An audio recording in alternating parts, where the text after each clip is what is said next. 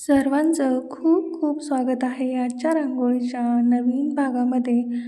आज आपण डेली यूजसाठीच्या सोप्या सोप्या आणि सुंदर अशा रांगोळी डिझाईन पाहणार आहोत. आज तुम्हाला अगदी कमी रांगोळी वापरून कशा डिझाईन काढायच्या ना ते मी दाखवणार आहे. म्हणजे तुम्हाला जास्त रांगोळी पण वाया घालवावी लागणार नाही आणि छोटीशी रांगोळी तुमची काढूनही होईल. आणि सगळ्यात आधी सर्वांचे खूप खूप मनापासून धन्यवाद. सर्वांनी खूप मस्त अशा कमेंट्स केलेल्या आहेत आणि खूप इतकं छान छान ॲप्रिशिएशन केलेलं आहे. मला खूप मस्त वाटलं मी जेव्हा सर्वांच्या कमेंट्स वाचल्या तेव्हा. तुमचे प्रेम आणि आशीर्वाद नेहमी असेच असू द्यात. तुमच्या सपोर्टमुळे मी इथपर्यंत आलेली आहे.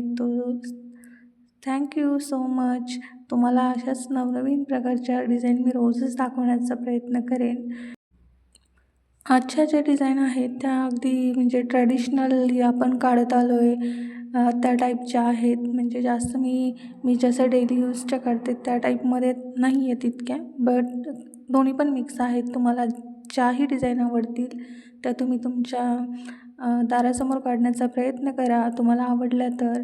आणि पुढच्या भागामध्ये आपण देवघरासमोर काढण्यासाठीच्या डिझाईन पाहणार आहोत. आणि सगळ्यात महत्त्वाचं, तुम्ही मला प्रत्येक व्हिडिओजमध्ये कमेंट करत असता की तुम्ही कुठले कुठले टूल्स यूज करत असता, तर मी तोही व्हिडिओ लवकरच तुमच्यासोबत शेअर करणार आहे.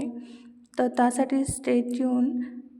बऱ्याच ताईंनी मला खूप सारे कमेंट्स केलेले आहेत. मी काही नॉर्मलच टूल्स यूज करत असते, पण मी तुम्हाला दाखवेल कशाप्रकारे पण ते यूज करायचे आणि आपण त्या टूल्सच्या साहाय्याने कशा प्रकारचे डिझाईन्स काढू शकतो हे पण मी तुम्हाला त्यामध्ये दाखवणार आहे. तर त्यासाठी तुम्ही नक्की चॅनलला सबस्क्राईब करून ठेवा.